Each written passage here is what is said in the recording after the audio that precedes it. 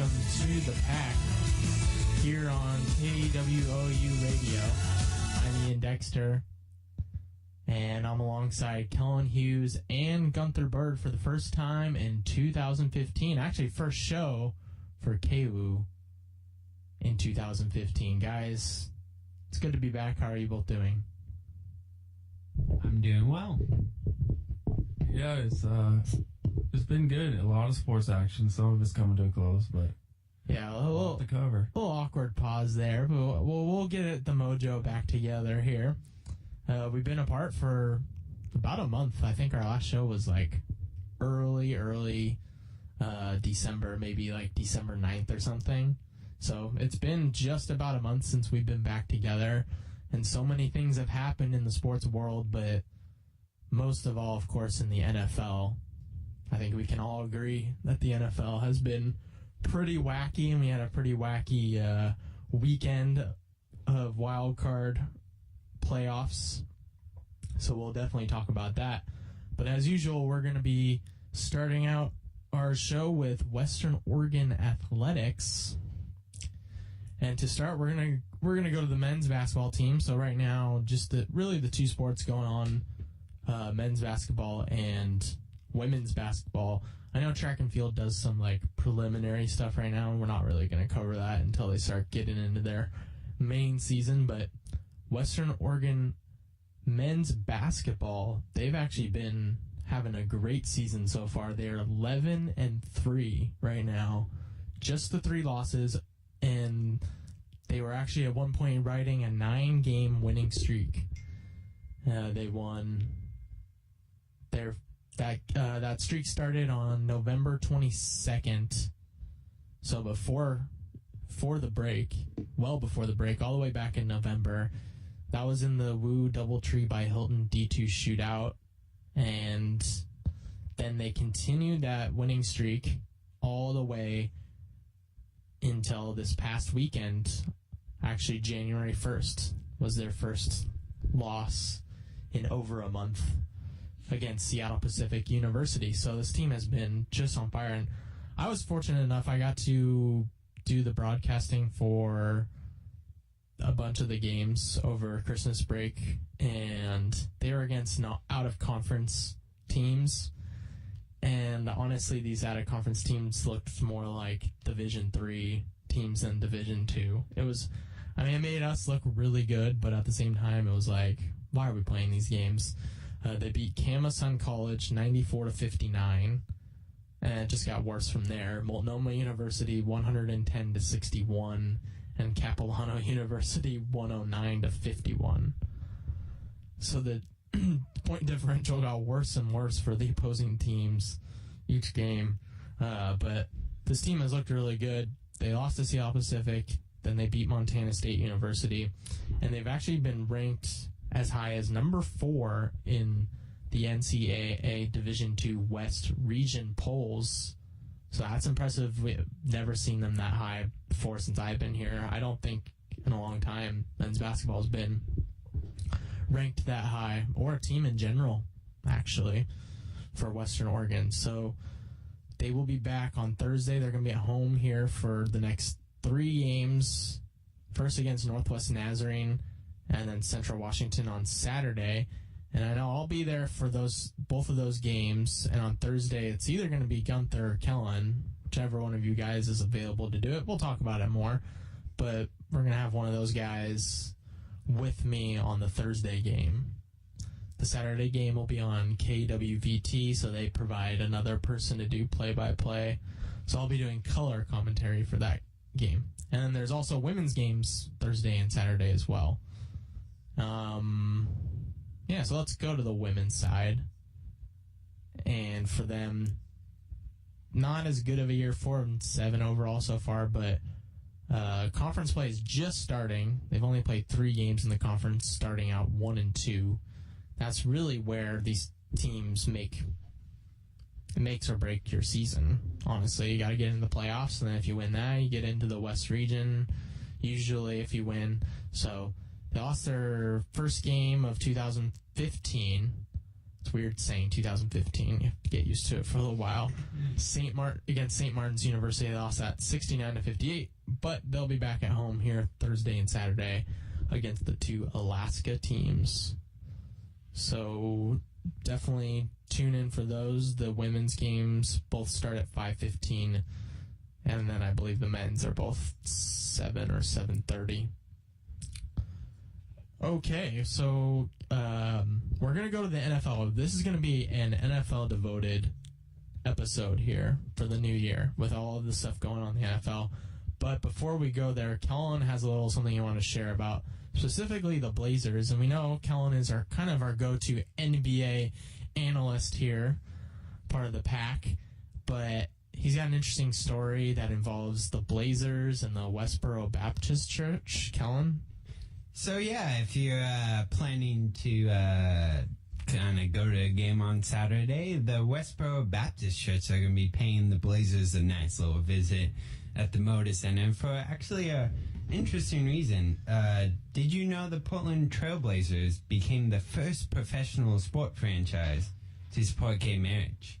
And that's why they are coming to the Moda Center. I figured it had to be something revolving around that, but I didn't know the Blazers were the first.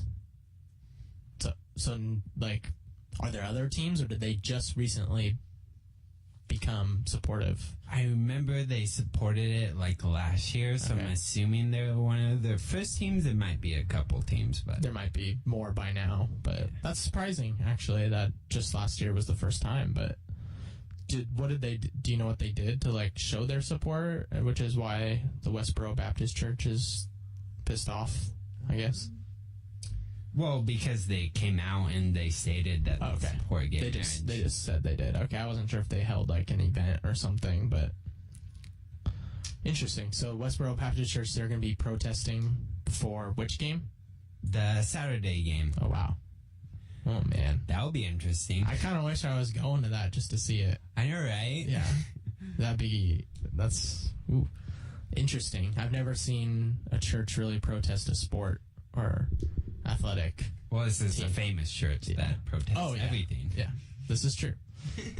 Well, that's an interesting story. So that's a good way to start out 2015 with one of those oddball stories of the Blazers of all teams. You know, Portland's usually a pretty accepting city, so to have the Westboro Baptist Church come to Portland of all places is pretty weird. I'm assuming there's going to be a fight that breaks out or something like that.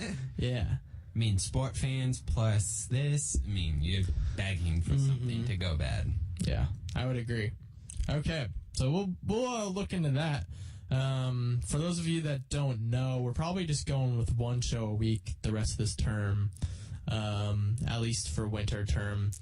Schedules are kind of busy, and one of our main subjects is the NFL that we can all agree upon. I think we all love football, and with football ending, in a month, so sad. I always hate when football ends, but we won't have as much to go about. I mean, baseball doesn't start for at least another month, so it'll really be NBA and NFL draft. NHL, and yeah, of course the NFL draft comes up, but not as much going on. So we're going back down to our one show a week like we did for the last 2 years. Let's move on to the NFL and talk about some of those playoff games.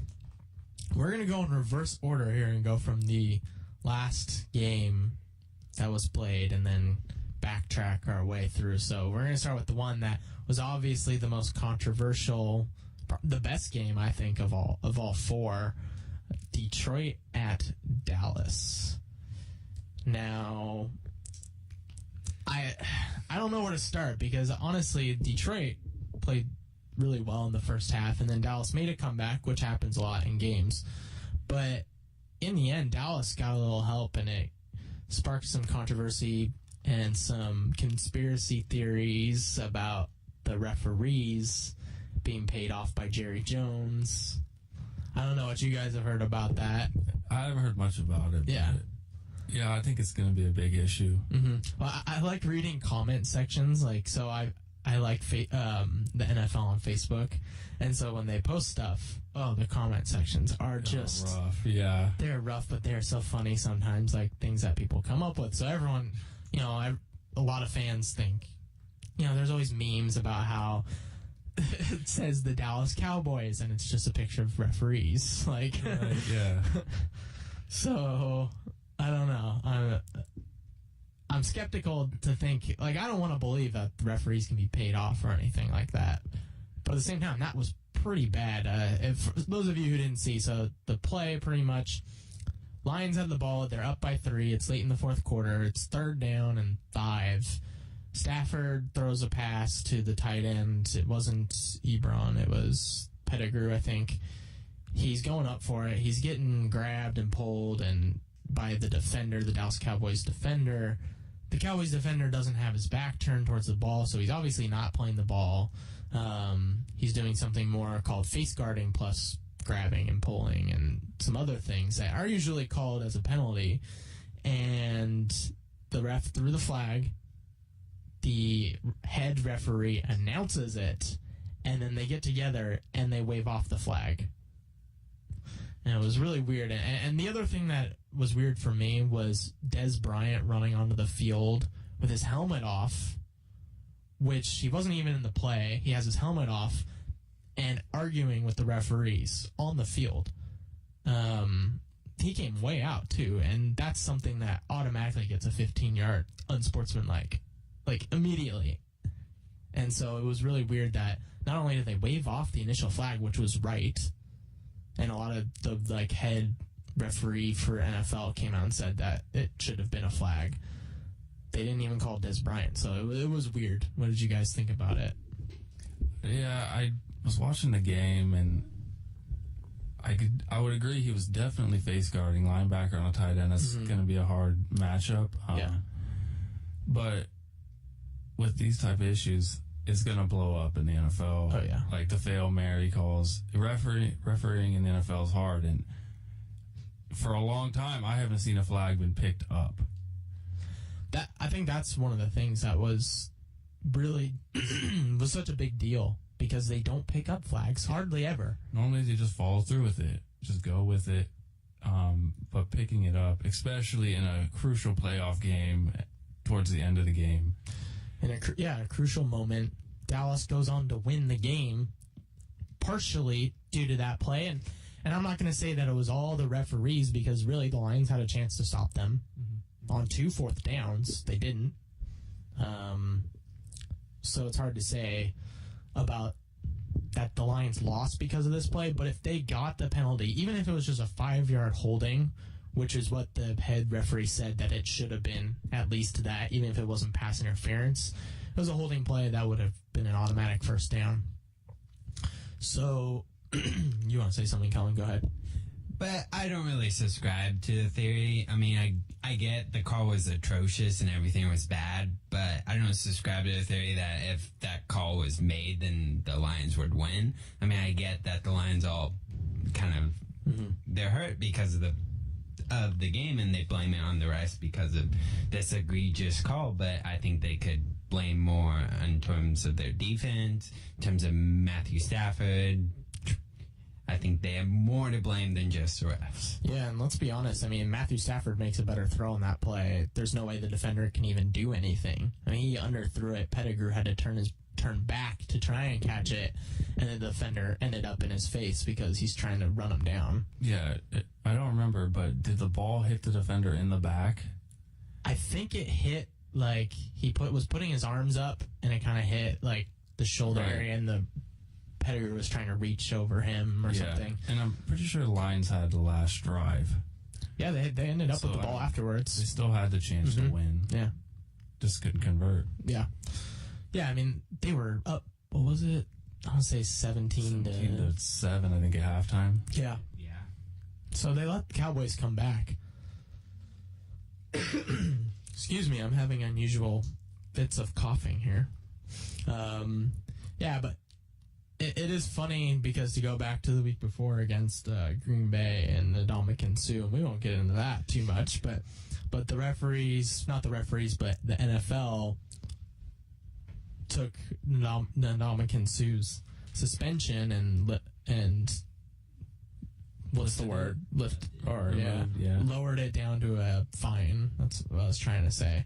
And so, yeah, he wasn't suspended. He got to play. So, Lions fans don't necessarily have everything to complain about because Suh, in my opinion, shouldn't have been able to play in that game. And then it's just another weird example of the NFL, like, backtracking. Yeah, going back on the word. Yeah. He's done it before, and I thought he got suspended before, so he should get it again. Yeah, that whole thing was because of a weird loophole rule, or not a loophole, but it was a new rule that just came up where if you went 32 games without having an incident, you could have a clean slate. They would give you back a clean slate. And that game against the Packers, it was Ndamukong Suh's 33rd game. Of course. So it was just over, so of course then he goes and stomps on. Yeah, I guess we'll wait another 32 games. Yeah. Or not stomps, but yeah. Anyways, we won't get into that because that's too much to talk about. But so maybe fitting that the Lions got beaten by the referees in this case, but at the same time, I don't think Dallas necessarily deserved the win. They're the better team. They are the better team, I would say. And at home, you would expect them to win. All in all, it was a good season for the Lions. Oh, yeah. And, Kellen, you were pretty impartial for the fact that you picked the Lions-Chargers Super Bowl, so give you credit there. Gunther and I both picked Packers-Broncos, which is still alive, but it's going to be tough. Yeah, there's some great games coming up. Oh, yeah. And you gotta go to Seattle. Oh, boy. Unless Carolina beats them. Yeah. Yeah, right. That's a fluke there, but if it did, man, that would be one of the flukiest games ever. Anyways, let's go to Cincinnati at Indianapolis. And, I mean, we're going to give our grades for each teams, but this is just kind of what Cincinnati's done the last few years. They're really inconsistent. They get in the playoffs, one and done. What do you guys think about it? I don't think I got to watch much of that game. It's definitely what I expected out of the game because I just know Cincinnati is just so inconsistent. And definitely, as soon as I looked at the score, I was like, yeah, that seems reasonable. I mean, it wasn't a score that I didn't expect. I'd say Andrew Luck. I'd take Andrew Luck 100 times over Dalton. Yeah. Well, another big part was Green was out. That's their big play guy. Mm-hmm. But it doesn't surprise me that they're out in the first round. The Colts, they will be going to Denver. Any chance the Colts can beat Denver? Oh, yeah. But if you think about the storylines, it'll be it would be Peyton Manning versus his replacement, or next Peyton Manning. So. Yeah, and it's Peyton Manning against his old team. There's a lot of good storylines, actually, in some of these games. So, Ice Bowl 2.0, apparently, is what first time the Packers and Cowboys have met since the Ice Bowl, which, for those of you who don't know, was a long time ago. I mean, well before any of us were born. And it was when Bart Starr was playing, so Packers ended up winning that game, but it was freezing temperatures for sure, to say the least. It wasn't snowing, but it was just so cold. I remember seeing a documentary about that one. Yeah, it's one of the most famous games, but that was the last time Dallas has played in Green Bay in the playoffs. I believe it was the NFC Championship, but don't quote me on it. All right, Baltimore at Pittsburgh. And this game changed before, even before it started, when Le'Veon Bell got injured. And he's been a workhorse for the Steelers. And give credit to the Ravens. They did a good job. They scored points. But what did you guys think about that game, Ravens-Steelers? I don't know if I caught the beginning. Did Bell get injured in that game? No, he was injured coming into it. Right. He got injured in week 17, so he wasn't going to play. Yeah, it's a little surprising. Yeah. As a rivalry game in the playoffs, but I guess Yeah, he was just too injured. I think he got pretty badly hurt to the point where, he just really couldn't play. They might have played him next week, but yeah, I think it just came to turnovers. Yeah. Pittsburgh turned the ball over way too much. yeah, I mean, it was interesting. I got to see the very end of the game. I saw some of it earlier too, but the ending was actually interesting because the Steelers were trying. They were still down by the 2 possessions, but if they scored and got a onside kick, and Roethlisberger got hurt, he landed on his head, concussion-like symptoms. They were testing him at least. He comes out for 2 plays, and Bruce Gradkowski came out for the Steelers on a 4th and it was 3rd. I think he came in on a 3rd and 23 was what he's having to come in on. He throws a pass, completes it, gets it down to a 4th and 6. Next pass, picks up the first down, and they're in the red zone. And then they bring Roethlisberger back in. First play, throws an interception. I was like, man, you should have left Bruce in. I was like, come on, Bruce, do it. So that was interesting. Roethlisberger was off in that game. But give credit to the Ravens, they've been pretty good in the playoffs, and now they get to go to New England. That's another one of the storylines because Baltimore has the best chance against New England they have in the past, at least. Yeah. That's the one team I would love to go into Foxborough because they have a great chance of winning. Yeah. They have beaten them there before in the playoffs. I think Tom Brady and Bill Belichick are 1-2 against them in the playoffs. Yeah. So, then again, if you're Denver, so you beat Indianapolis, then you have to face Baltimore, and it's a rematch of that. Yeah. I think you would too. You get them at home, but again, Baltimore's had that magic, so to say, in the playoffs. Harbaugh said Flacco is the best quarterback in the league. Yeah, what do you guys think of that? I After can name that at win. least 10 quarterbacks I would pick for him. I think he's overpaid. Oh, God. He does get to the playoffs, but I think he rides a lot of different things. He rides his receivers. yeah, say he wins one more, though. One more Super Bowl. Right. He's close. Yeah. You could argue that after that. Yeah, I mean, you could argue that he's a better quarterback than we give him credit for. I just think when I watch him, and this is from watching him, it's not from stats or anything like that, he chucks it deep a lot and gets away with a lot of bad throws because, one, his receivers either make great plays, because they have. His receivers are a couple of the best deep ball receivers, Torrey Smith, Steve Smith. Yeah, he used to use Jacoby Jones, who was really good. Those guys are known for deep ball, for catching the deep ball, though. And he gets away with so many bad throws, and they get the most pass interference calls on offense I've seen that get them 30, 40 yards down the field. And it would seem like Pittsburgh kept getting that. They either got beat because the receiver just, made a great play over the top of the defender, or they got a pass interference call. And it's just like, Flacco just hucks him up, and he gets a lot of those calls for him. Yeah, thinking back to Elway and Favre, they did the same thing. Underthrow a receiver, turn around, defenders in the way. Yeah. And it's an easy pickup. Mm-hmm. So, he does throw the ball quite a bit a game. Yeah. Go ahead. But I definitely think he's still a serviceable quarterback. I wouldn't say he's freaking... I wouldn't say he's elite, and I wouldn't say he's terrible. I think he's kind of the perfect for their system, because they definitely kind of developed it. They know what his limits are, and they kind of focus that. Yeah, I give credit to the coaching staff for that, picking, making the play revolve around how he plays. So, some teams don't do a good job of that, playing to their players' strengths. I would pick Flacco as maybe not 10 above him, but 9 or 10. He's in top 10, Yeah.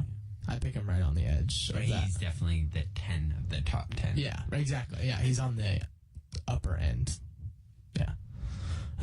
Okay, final game, Arizona at Carolina. That was kind of sad because Arizona's done so well this season, and their season really fell apart starting with the Carson Palmer injury, and then Drew Stanton, and then now you're down to Lindley, and it just their defense would play good for about a half, and then they just couldn't hold on to it, and it happened the last 5 weeks.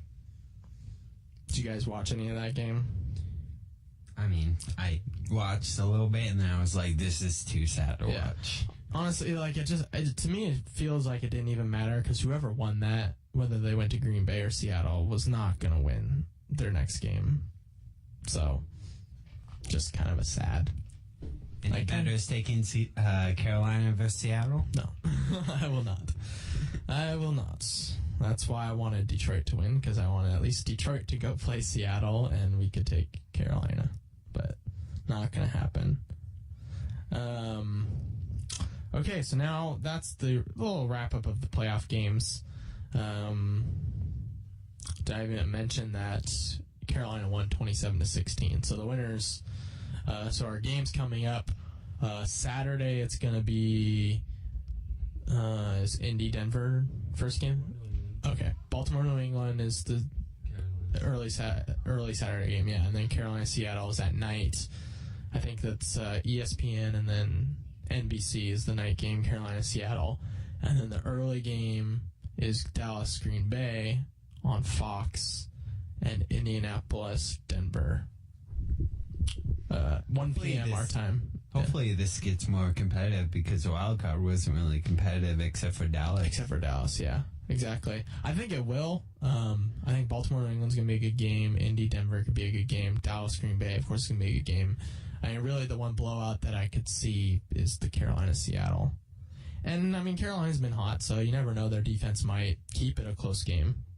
But I don't expect a ton from their offense unless they get off to a good start running the ball. And they have been running the ball well with Jonathan Stewart recently, so... Yeah. Okay, so let's do season grades. We're going to start here, and if anyone who's listening would like to comment, you can comment on our page, or you can message us or whatnot. If you want to give your grades for each team, we'll put those on the air. And I know there's a little delay of when we're talking and when you guys all hear us. So, if you send it, don't worry, I'll put in your grade as soon as I see it. Okay, so we're going to start at reverse order. So the worst team in the NFL, maybe not necessarily the worst if you actually think about who could beat who, but the team that had the worst record and will have the number 1 pick this season, the Tampa Bay Buccaneers.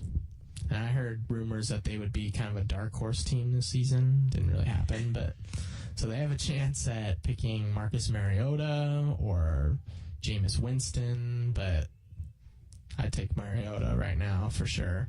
I mean, I'll definitely give them a C because they get a chance at one of those franchise quarterbacks. Yeah. I mean, as much as the season, I want to give it an F, but they get a chance at Marcus Mariota or Jameis Winston if they choose. Gunther, you have a grade? Yeah, C or D. I mean, they did pick up Mike Evans, which is a good move for the future.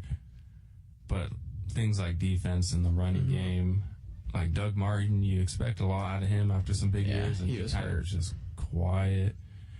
Yeah, it's going to be exciting to see where they go. I give them a C minus.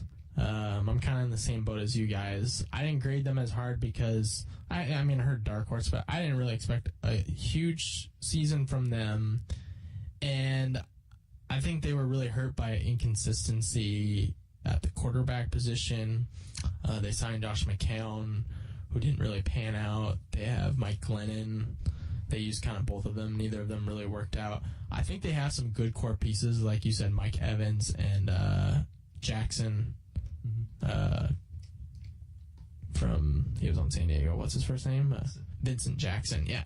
I mean, they have a really good 1-2 tandem at the wide receiver position. They really just needed a quarterback to get that. I mean, both those guys still caught over 1,000 yards. So for them to be last place, I'm pretty surprised. I know they have Gerald McCoy, one of the best defensive linemen. I think they have some pieces, and I don't think they played like the worst team in football, actually. They were in a lot of games. I look at, net points, and their net points is pretty bad, but it actually wasn't even in the bottom 5, I don't think. So they were in more games than it looks. Do you suspect some tanking? Tanking? Like, from Tampa Bay? Like, Yep. that they did? So they can get one of the franchise quarterbacks? It's possible. And it is interesting because they did play close in some of these games at the end, like against the Saints. I believe in their last game, they lost by 3. Green Bay, they lost 20-3. Carolina, they lost 19-7. They lost to Cincinnati 14-13. So, I mean, they were really in a lot of these last games, and maybe you're right. Maybe they decided that, they're going to play hard, but they don't want to win in the end. So they do get the number 1 pick. Well, that's mostly because coaches and players still want to win. Yeah. Okay, so next team, also tied with a 2-14 record, was the Tennessee Titans.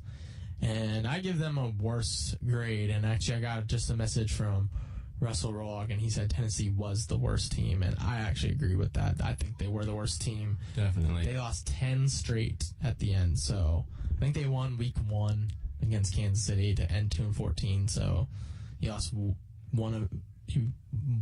14, and you lost 15, 10 in a row at the end.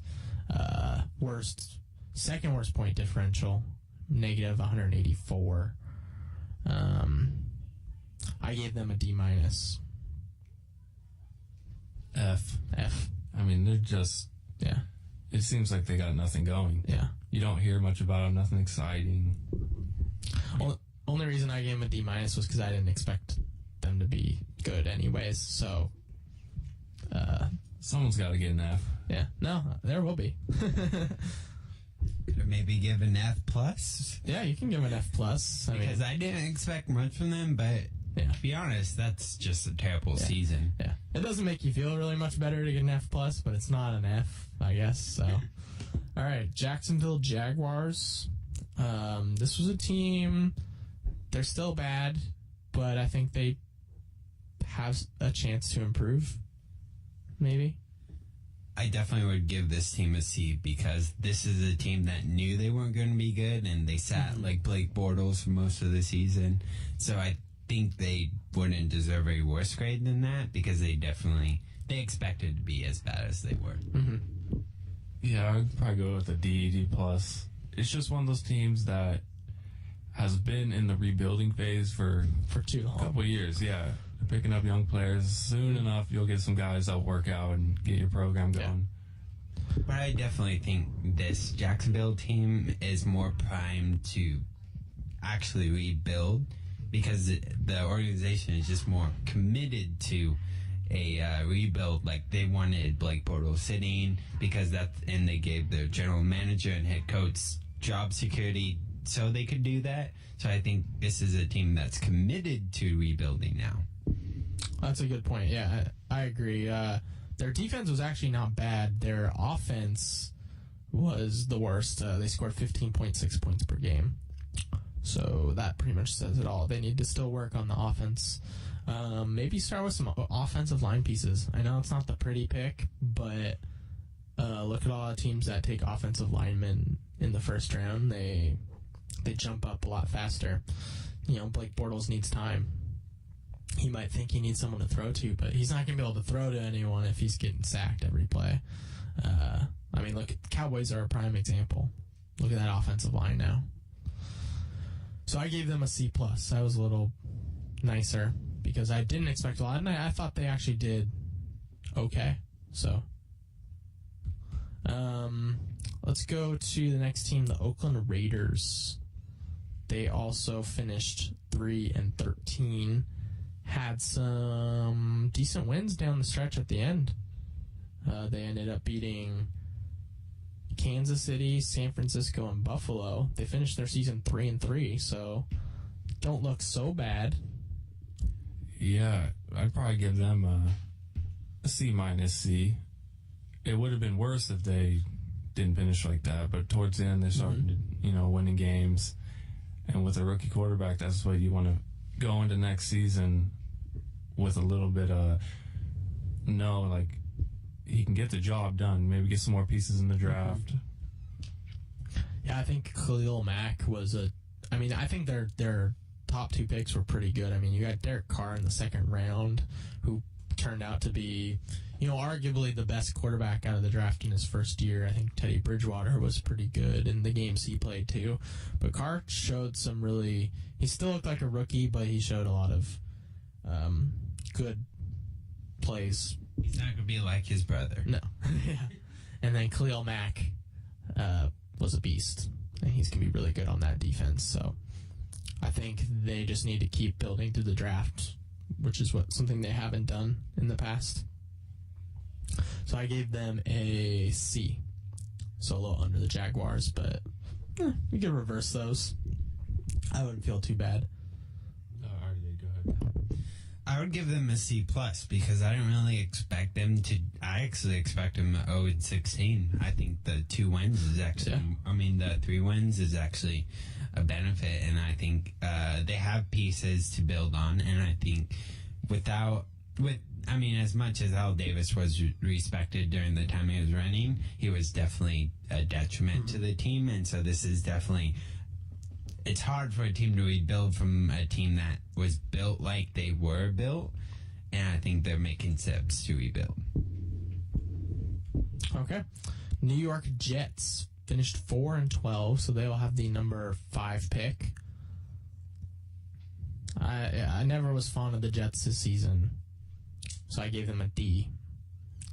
I really think they could be better, but they had I think arguably they had the worst quarterback play all season if you take out their last week when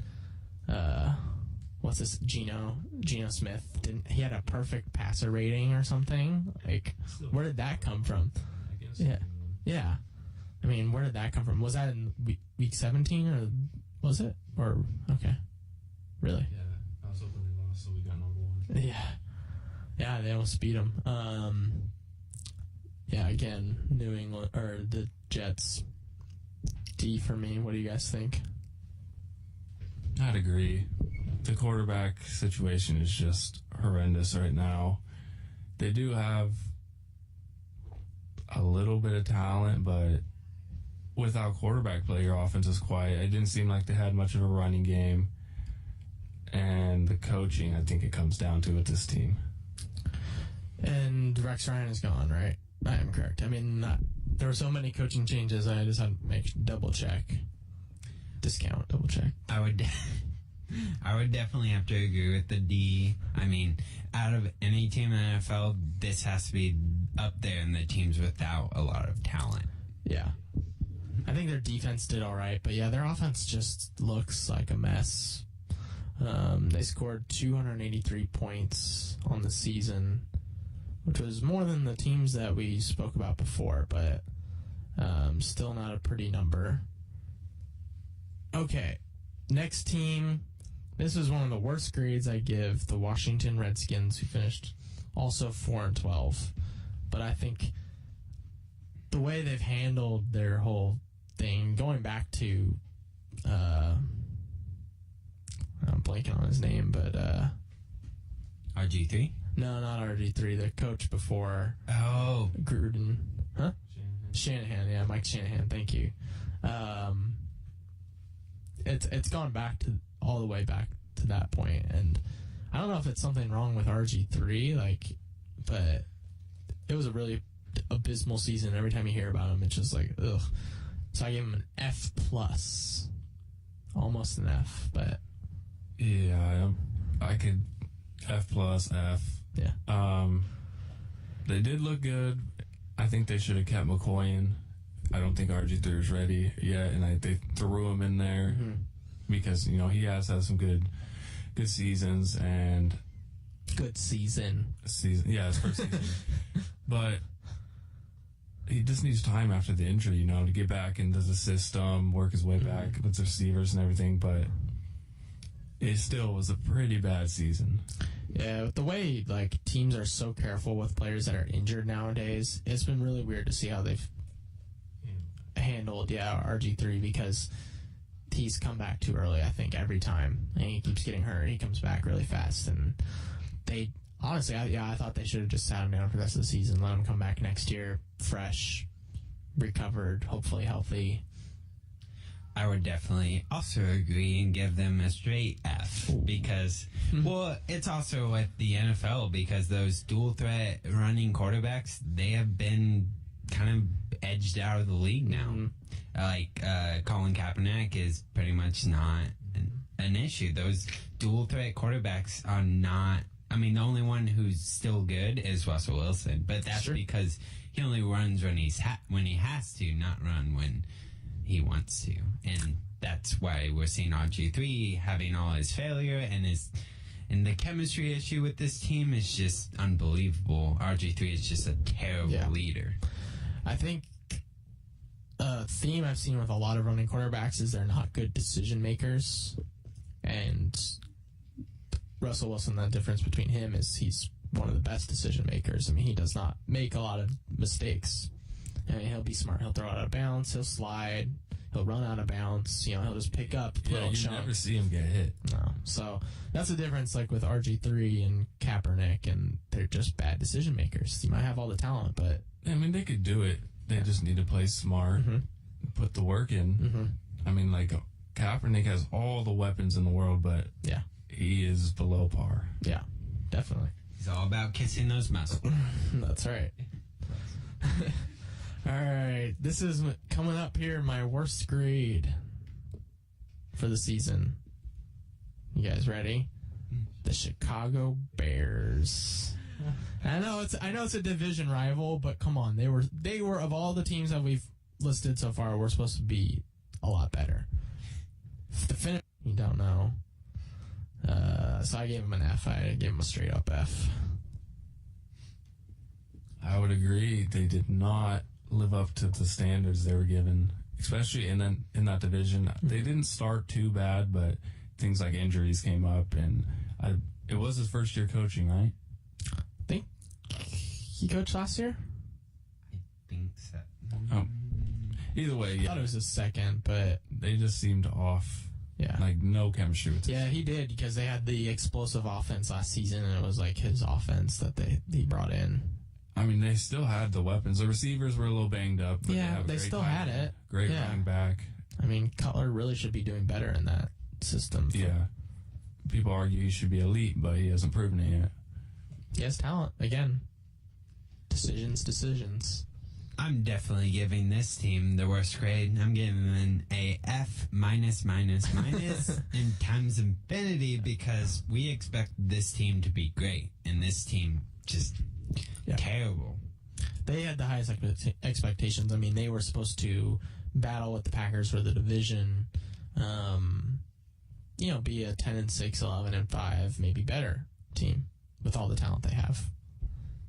So, bad season for the Bears. I think they gave up the most points. 400. No, Raiders gave up a little more, but that's how it shows how bad the Raiders were. But yeah, second most allowed points. So their defense was horrible, and that doesn't even really count how inefficient their offense was. And that doesn't really fit Chicago's historic model. They've always relied on defense. It's true. Yeah. Since they've gotten rid of Urlacher, it's gone really downhill. That's how they were able to survive with Jake Locker as a quarterback, is because their defense was always so great. Jake Locker? Cutler. Yeah. Yeah, I mean, your linebacker's the quarterback of your defense. And Urlacher was there forever. Yeah. So, he had a solid D. He had all the guys around him on the same page. And once he disappeared, the defense went way downhill. Yeah. Okay, let's go to the next team, also in the NFC.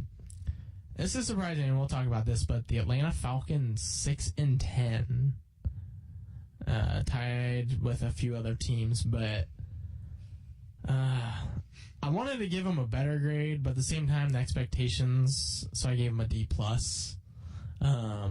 They should have been in there. They had a chance at the end of the season to win the division, to be in the playoffs, where the Panthers are right now. and they botched that. They were so inconsistent, maybe the most inconsistent team, because at times they looked really good and at times absolutely atrocious. But the silver lining for them is that they win the game, they get to go to the playoffs. They lose the game, they're getting a top 10 pick in the draft. Like, you can't go really wrong with that. I mean, you can, but your team was bad, but it is kind of a win-win. It's a nice consolation prize, Yeah. you mean. Yeah, there you go. So what did you guys think about them? I'd agree. D+. Not quite a C Yeah. with the talent, especially on offense. Defense a little lacking, but they played well in the division, which was surprising. And up until the last division matchup against the Panthers, but not quite over the hump to get to C. Yeah, they were 5-1 in the division, so they only had one win outside of that division. And that kind of shows how bad that whole division was. They didn't fire the coach either, did they?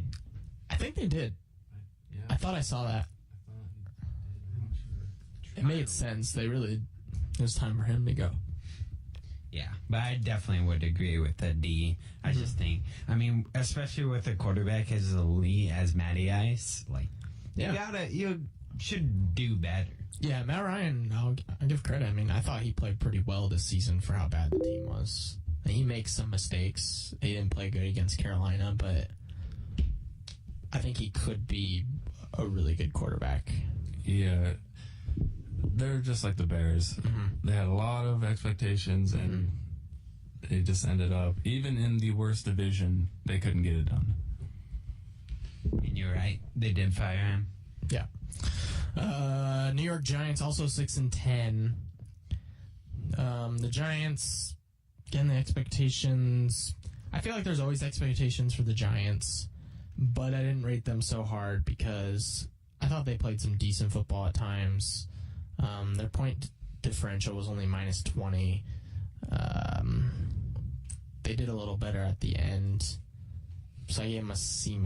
That might be a little too nice, but there's no reason for me to give them a horrible grade other than the record.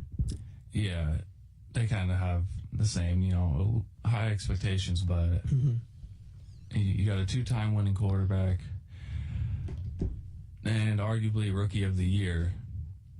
But from what I didn't watch much, but from what I've seen, it's all offensive line issues. Yeah, you got Odell Beckham, man. He did have a fantastic year. He was scary good. Yeah, I would definitely give them a lower grade as I would give them around a D as it was a disappointing year. Okay, this is a 6-10 team, but the only one that I actually gave a decent grade, the St. Louis Rams. And the Rams was because they had a lot of injuries. I mean, Sam Bradford got hurt in the preseason, I think, out for the year. So you're going to have quarterback issues. The defense didn't have a sack through like the first 5 games, and then after that, like, I'm pretty sure they must have led the league in sacks after that point. So they were saving them all for down the stretch. They beat some good teams this season, and so I was actually impressed. And they played well against teams. So I was pretty impressed by some of their games, even though they ended on a 3-game losing streak. None of them were that bad.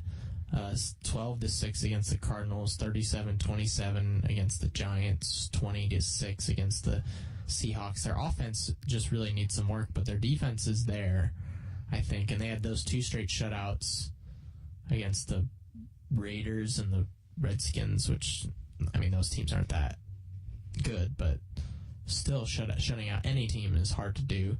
And they beat the Seahawks once this season, so you can't forget about that. So I give them a B. I was actually impressed with them. I think they're an up-and-coming team.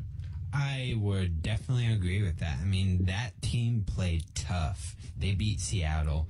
They were never a tough out, and especially with no quarterback, that was really impressive. And that's definitely something I would expect out of a what's the head coach name? Jeff Fisher. Yeah, Jeff Fisher. Yeah. That's definitely something I would expect out of him. But definitely for this year, that was very impressive. Yeah, I'd go lines of a C plus. They did beat some good teams, Seattle, Denver. And I think that's expected with Jeff Fisher. He's a very experienced coach, so he knows what he's doing. Quarterback, it might be time to move on with Sam Bradford. Very injury prone. Yeah, I'm hoping they maybe draft a quarterback. I think there's some decent quarterbacks coming out this season. I could see them as a team to trade up. Yeah, I mean, if any of these teams are trading down, though, it's hard to think that, like, Tampa Bay, Tennessee don't need quarterbacks, though. Even the New York Jets, Redskins, Bears. I mean, there's quite a few teams, I feel like, who could draft a quarterback at this point. After Winston, the drop-off is pretty big. Yeah. So, I don't know. We'll see where they go. I think they're a team that might wait, like, second or third round to go for one. But at the same time, they could try and trade up. Okay, this is the funniest team that I gave a draft grade for, or not draft grade, but a season grade for, the Cleveland Browns. They finished 7-9, but the reason it's funny is because I couldn't settle on one grade, so I gave them a grade for their first half and their second half. And it really isn't even the full second half. It's got to be like the last 6 games or so, but first half, I gave them a B. I thought, wow, this is one of the best Browns teams we've seen in a long time. They're actually in the race halfway through the season. And then for the second half, I gave them a straight F for putting in Johnny Manziel when you were a playoff potential team and you switched quarterbacks. I said when it happened that they were throwing their season away, and they did. Yep, I'd agree. I said the word, I know. Football, Johnny C. Football. I'd give him a C, but once they put him in, it was just a mistake. The guys, Hoyer got you to where you were, and you're just going to throw him under the boat like that and put the other guy in. I just think that was the worst decision they made. I would even go as far as giving them an A for the beginning of the season, because I don't know who expected that. Yeah. But definitely an F towards the end. I mean, it would be something you expected. The quarterback play would be a big issue for this team, and it turned out to be a huge issue as the season ended. I mean, think about this. They were 6-3 through 9 games after a 24-3 win over Cincinnati. They were 6-3. That was total panic mode because I'm pretty sure they went to Johnny Football week 15, I want to say. They brought him in week. Do you guys remember?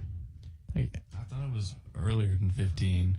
Yeah, but they lost 25-24 to the Colts, and I can't imagine them scoring 24 points with him. No, he played horrible. Yeah, I mean, he was awful. So I thought they played 2 weeks with him, and then the last week he was hurt. He is by far the worst rookie quarterback, I think. Yeah, I just don't think he has any future in the league. But I think Cleveland Browns definitely have talent in that defense. They do. Their defense was so good. But their offense needs some work. And Hoyer wasn't great, but he was your best option at that point. So. And I don't know, but maybe Johnny Football turns into a serviceable pro, but definitely as I see the leagues turning against that kind of player, I don't see it. It's going to take some work, a lot of work, to say the least. It's going to be a Tim Tebow all over again, except less winning. Yeah. Yeah, exactly. Yeah, Tim Tebow wasn't very good thrower, but he did playoffs with that team. He won games. That was the. I just don't see how no one gave him a shot. It is, yeah. It is interesting, but we won't get in the Tebow conversation. I'll say I didn't really like Tebow, but I like him more than Johnny Football a lot more. Now I'm like, I miss them talking about Tebow all the time. Like, honestly, Tebow. I'd rather hear them talk about him than this guy. I'm a Tebow fan. I know you are. It worked out for me. Yeah. Well, one of my uncles, who's also a Bronco fan, he said that the most exciting, actually, season as a fan was the season that Tebow was the quarterback because you just always thought you had a chance. Yeah, he had something like 5-6 fourth quarter comebacks. Yeah. A playoff win. It was just the most exciting. But it was mostly because that defense was just so good. That defense was so good. You gotta give credit. Give credit where credit is due. Okay, next team, Minnesota Vikings. I was, as a Packer fan, I don't like them, but I was pretty impressed by their season, especially with all the stuff they dealt with at the beginning. Adrian Peterson, I mean, your best player by far, out for the season. And they still finished 7-9. Not a playoff team yet, but they've got a good defense. Their defense was really strong, especially in the second half of the year.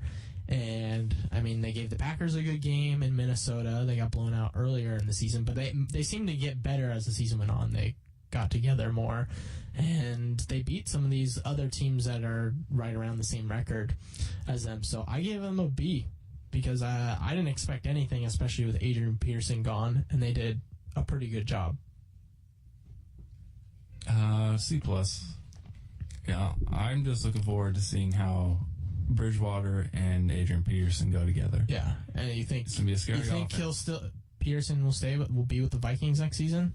That's a good If it's question. up to the Vikings, yes. Yeah. Oh, I'm He's sure a they will. player, one that comes every every decade. You don't see that very much. Mhm. He's on a whole nother level compared to other running backs. Yeah, I'd be nervous for them having Peterson and Bridgewater next season. I would definitely go C+ as well. I mean, there was a stretch there where they were the worst team in the league. Yeah. And I think that kind of hinders me from giving them a B because there was that stretch where, I was like, why would I ever take Minnesota? That's fair enough. Yeah, I can agree with that. They were really bad at the beginning of the season.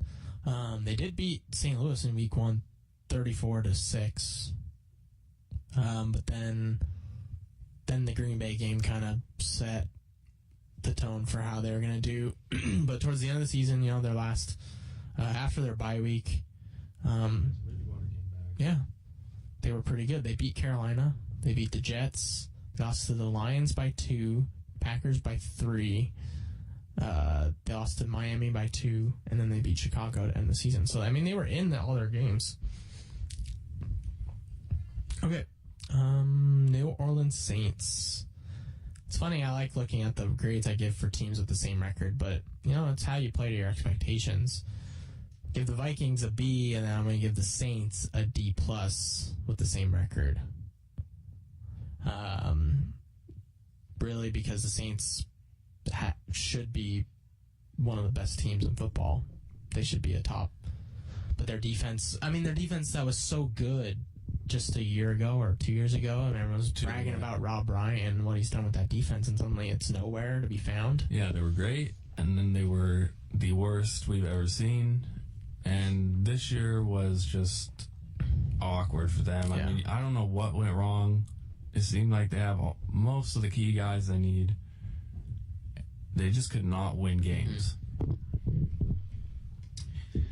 I would have to go a D. I mean, do you think you always expect New Orleans to make the playoffs, and they just flat out just stunk the beginning of the season? I mean, they kind of made up towards the end, but still, they were not up to expectations by far. And a comment from Russell Rolog. Thank you also for listening into the show tonight, and thank you for your comments. He said, that's what you get for spying.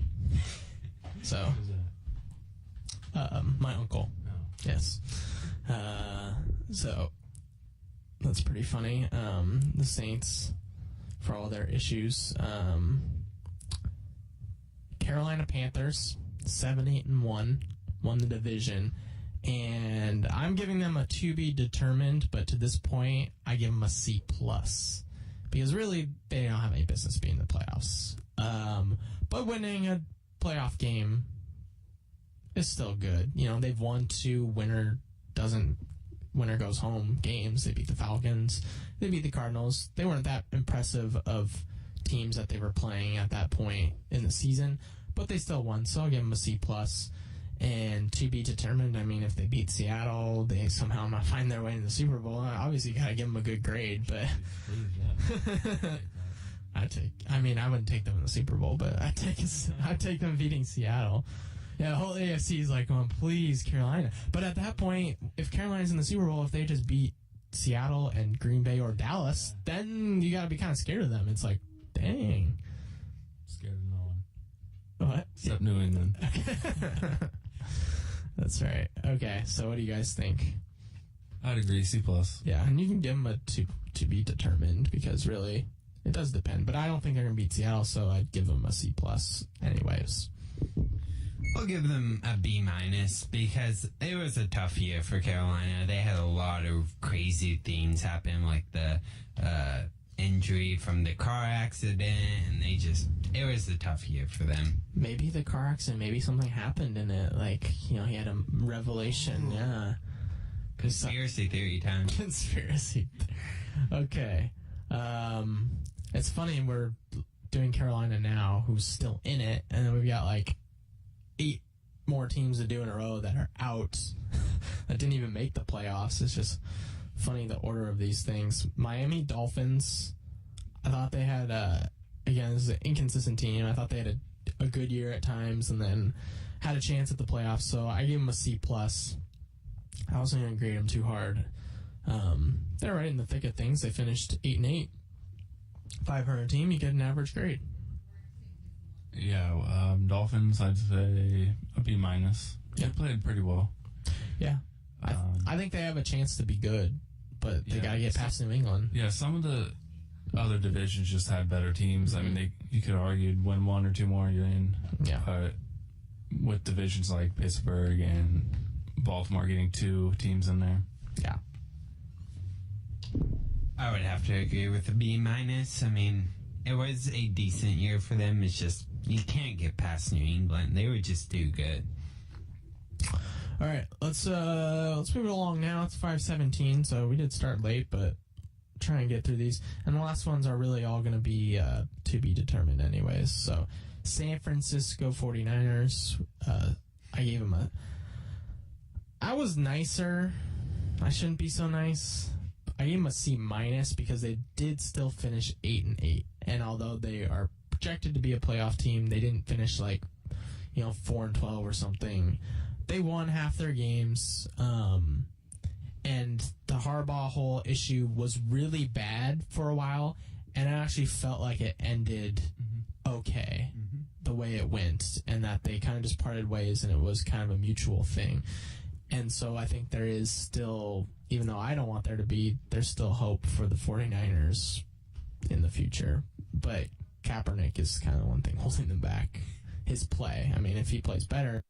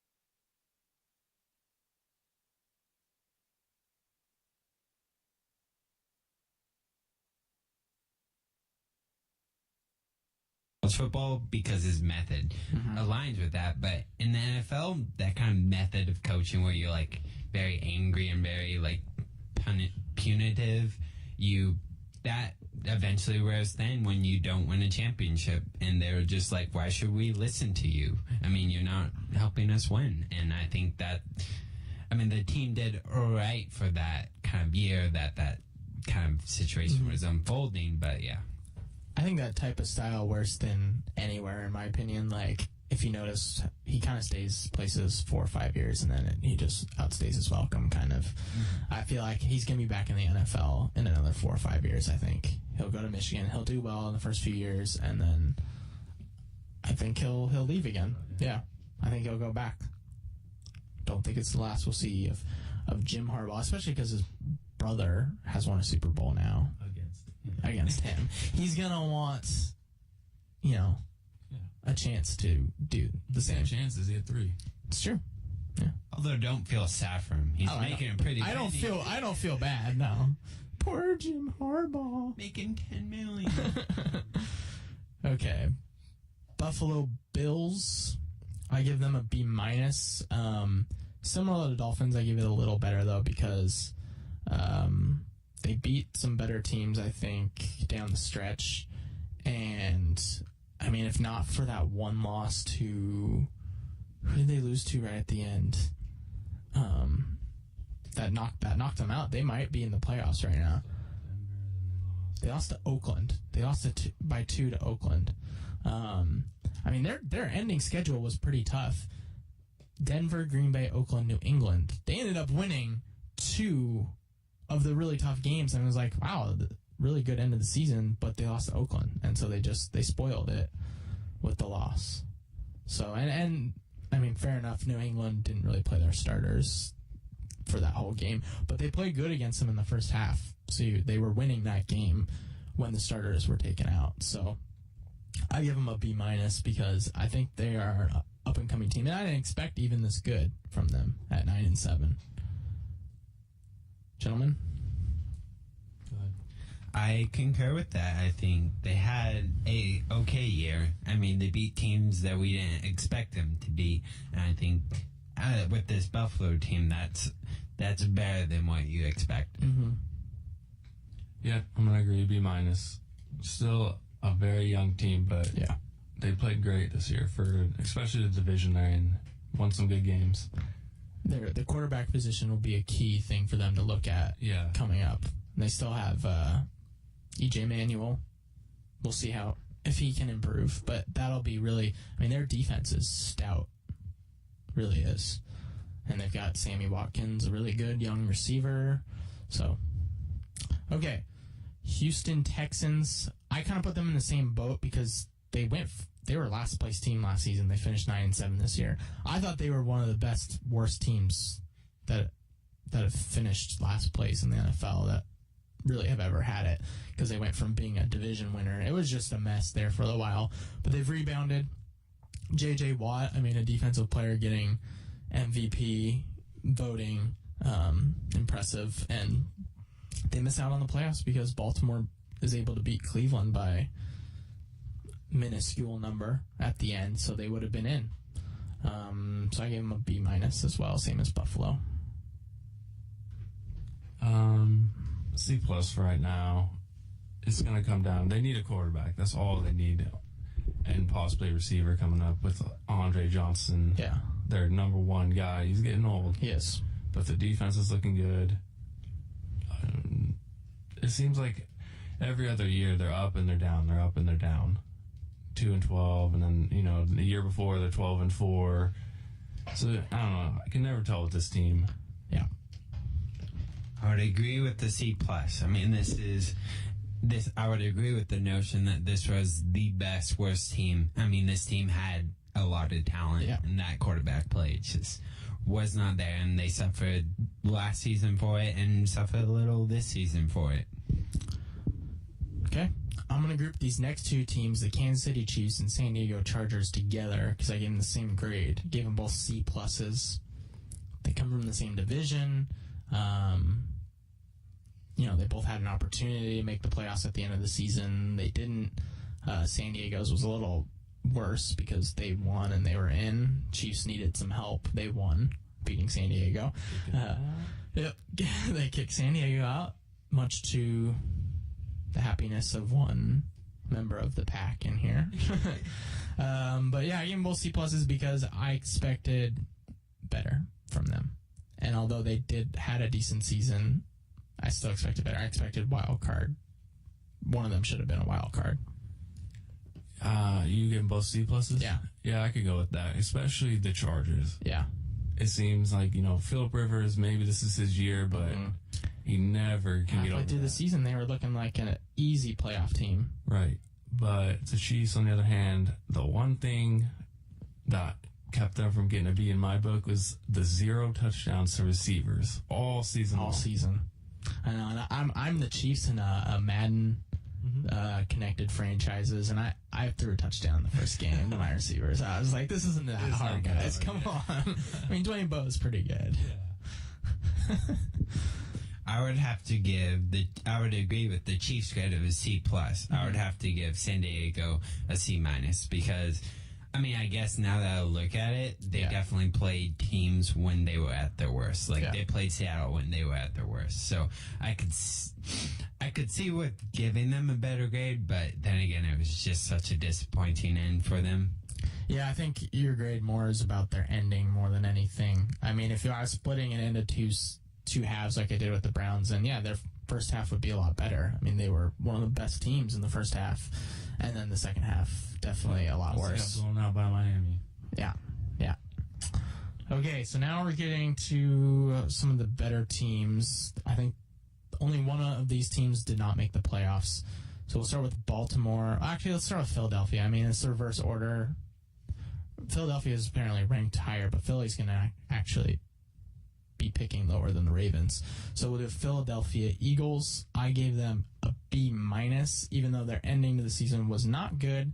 They still finished 10-6 and really could easily be in the playoffs with a 10-6 record. It just happened to be a season where there's a lot of teams right around there. And, I mean, they did bad at the end, but they shouldn't be punished too bad for having a bad end of the season. Big injury to Nick Foles. I mean, their offense was a lot better with him than Mark Sanchez, in all honesty. And losing your starting quarterback is not easy to overcome for any team. Yeah, they deserve a B-. Yeah. Offensively, with Nick Foles, they're really good, but once they got the injury, and then they got Sanchez, he had the good game, but I think you'll be much better off with Nick Foles in there. Yeah. I also agree with the notion of a B-. That, the team just, I mean, I have to give Chip Kelly, he's a good coach. I mean, he can... I think he's a good offensive coach. Yeah. I think he can survive in the NFL. Yeah. My only question mark about it is, like, if you don't have the overwhelming talent like he's used to, it doesn't necessarily work because they're not picking up first downs. You run 3 plays in 45 seconds of real time, not play clock time, which is a big difference. Real time, you go off the field, your defense got a minute to rest. Yeah, and the NFL is much faster. It's going to hurt you. You need rest in the NFL. I mean, there's not the overwhelming difference in abilities. A lot of it comes down to coaching and motivation. But even Chip Kelly admitted the fact of that, of how his system kind of lended itself that you didn't really need overwhelming talent on offense, but you definitely need a lot of talent on defense because you're just not taking time. True. If I didn't know better, I would almost say that Kellen is a Duck fan. Suddenly. No. I'm just messing with you. But it's just funny, giving My credit to brother Chip would be Kelly. proud, but All right. I'm going to skip Ravens. We'll go to teams that are out, actually. So Cincinnati Bengals, 10-5-1. I gave them a B- for the season as well. Even though they made the playoffs, I still think it's a disappointing end of the season for them. C+. I mean, they just mediocre. I mean, towards the end especially. Yeah, I'm going to agree with the C+. I think in that division, you're going to win some big games. So you're going to, like, week 4, we were talking about how they're number 1 ranked team. Mm-hmm. But in that division, we talk about how they go 2-2, it seems like. And with the Bengals, same old coaching and quarterback, get 0 wins in the playoffs. So at least get 1 and you can get a B, I guess. Yeah, we were pretty close. So me and Gunther always joke about how the division is always everyone's 3-3. This season, the Bengals and the Ravens were both 3-3, and then the Steelers were 4-2, and Cleveland was 2-4. So they kind of messed it up, but I mean, it's still like everyone's hovering around 500 about in that division. Okay, Arizona Cardinals. I give them a B+ because for the horrible injuries to their quarterbacks, 2 injuries, I still think they had a really good season and definitely overperformed to what people expected coming in. 11-5, almost division winners, and if the Seahawks got hot, and if not for their quarterback injuries, maybe they win the division with Palmer. You never know. What do you guys think? A B. Yeah. They did play very well for that division. If it wasn't for the 6-game win streak by Seattle, they would have had it. Mm-hmm. But yeah, quarterback injuries, huge for that team. I would have to give this team. This is the least team this is out of all the playoff team. This is the team I truly did not expect it. Yeah. So I'll give this team an A because this team did still survive it. I mean, they survived without Carson Palmer. They did. And they just, lady luck wasn't on their side. They just weren't good enough at the end offensively. And I think next year they could be a really good team again. And they just need a little help off on the offensive side. I mean, they're starting running back and 2 starting quarterbacks injured. Their defense is really good still. They'll still be there next year. Okay, next up. Detroit Lions, I give them a B, a little below the Cardinals, but higher than a lot of these other teams because, again, they weren't necessarily expected to make the playoffs, and I think they played really well for most of the season and kind of slipped at the end and then kind of got screwed over in that Cowboy game. So I'll give them a solid B. I think they deserve A-. Okay. They blew my expectations away, especially with, I think it was the number 1 pass defense. Which is their defense definitely very hard huge in the surprise. passing league. Yeah. Other than that, I mean, offense, they lost some games that they probably should not have lost. So they did make it, but the Cowboys game, I don't think that really affects it. They did have a really good season. Yeah.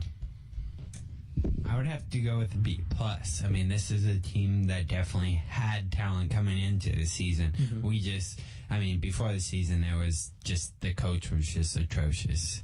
And I think the Jim Caldwell marriage has been a marriage made in heaven. That has just been perfect. Caldwell's done very nice, yeah. He's changed the defense. I mean, they were known for offense. It is weird, though, the Lions have been so good in offense for the last, 5 years. And honestly, suddenly their defense is good now. And their offense can't figure it out. It's just really, if you just figure out both, they might be a Super Bowl. But the offense still had. Was good, yeah.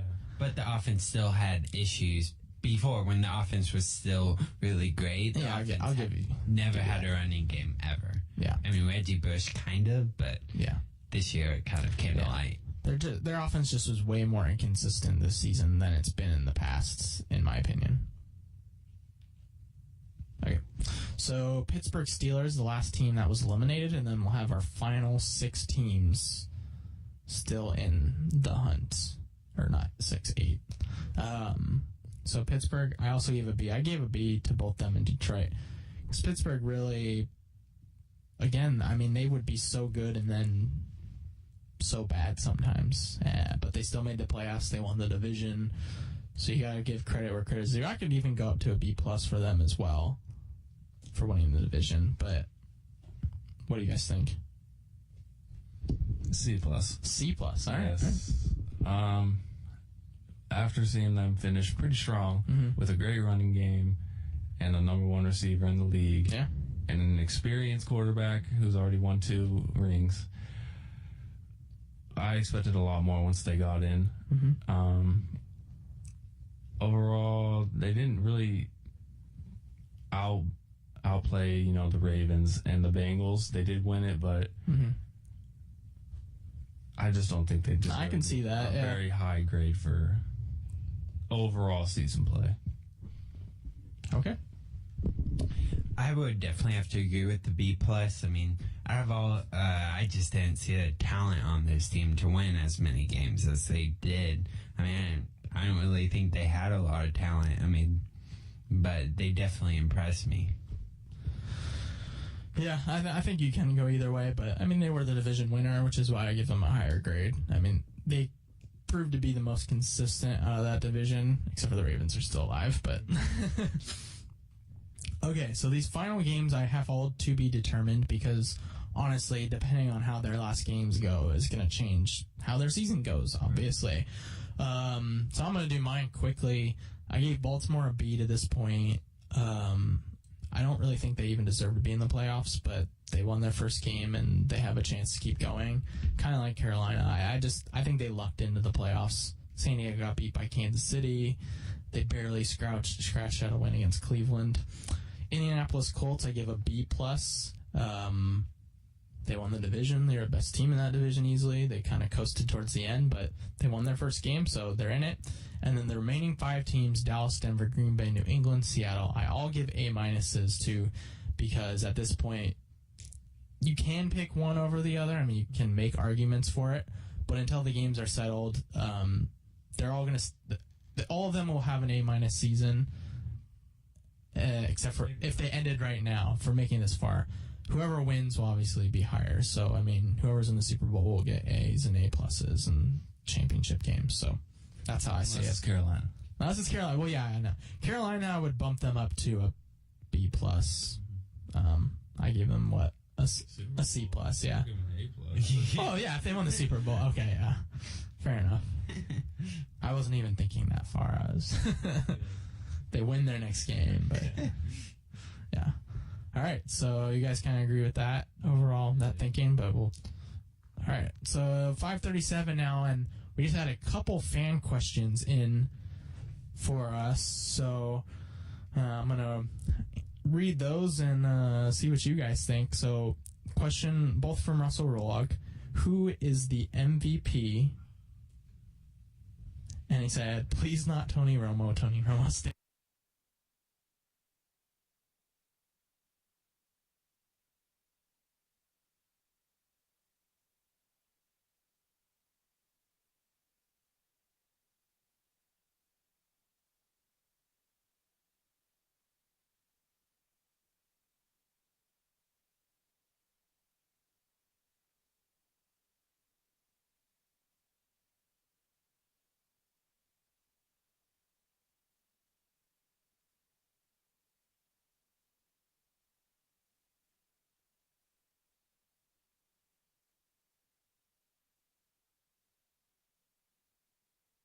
Because you can say, oh, he had the best passer rating, which he did, I guess, And the best technically. running game. And the best running game and the best offensive line. So, I mean, you know, it is what your team helps make what you are. But at the same time, if you watch the games, what he did for his team was not on the same level as Brady, Watt, and Rodgers. For any of them. I don't think he's I don't think he's top 3. Because I think DeMarco Murray, you can make a case for DeMarco Murray being the MVP for that team. So when you can make it for multiple players on the same team, he can't be the most valuable because he's not even sure he's the most valuable on his own team. Right. And then you could even say one of their offensive linemen for how good they were. Yeah. I mean, I know that's not a popular choice, but yeah, I mean, it's going to come down to Rodgers, Watt. I think Rodgers or Watt, honestly. I think Brady's a little behind. But I think one of the big cases against Watt is that the team didn't make the playoffs. They finished 9-7, and for as valuable as he is, and he is defense. Yeah, he's very defense. hard to win. Yeah. So I mean, if they made the playoffs, I think he actually could win it because people would want to give a defensive player it. But you didn't make it, and Aaron Rodgers threw 38 touchdowns and threw 5 picks. I mean, he didn't play like 6 quarters this season because he didn't have to. So, I mean, his stats actually could have been higher than they were. So, you guys agree with that? Okay. And our final question, not NFL, still football. Who's your Oregon-Ohio State pick? Easy, Oregon. I'm on the bandwagon He's for a on little the bit. bandwagon. I have to agree. I'm also on the bandwagon. As much as I despise Oregon Ducks and every student who goes there, I'll root for them because it's like your bigger brother. You'll root for them. Yeah. I'm not an Oregon fan either. I'm not on the Oregon bandwagon. I'm not putting myself on that. But I'll jump on this room. I'll pick them to win this game. How about that? Who would you want to see, Oregon or Ohio? Yeah, I mean, probably Oregon. Out of all the 4 teams that made it, I'm obviously just gonna go with Oregon. I'd love to see Oregon win it all. Yeah, and I don't like Ohio State, so I mean that makes it easier. Last one. Yeah. All right, everyone. So thank you all for tuning into the pack here. We will be back next Tuesday. We're gonna shift our time a little bit back for classes, so 4:30 p.m. will be our new start time instead of 4. We were a little late today, so it pretty much works. So we'll be back next Tuesday. Also, stay tuned for the Thursday night basketball games, men and women's. It'll be myself and either Gunther or Kellen, or both. Maybe they'll split the games. So we'll update you on the Facebook page. But again, thank you all for listening. For Gunther Bird and Kellen Hughes, I am Ian Dexter. Good night, everybody.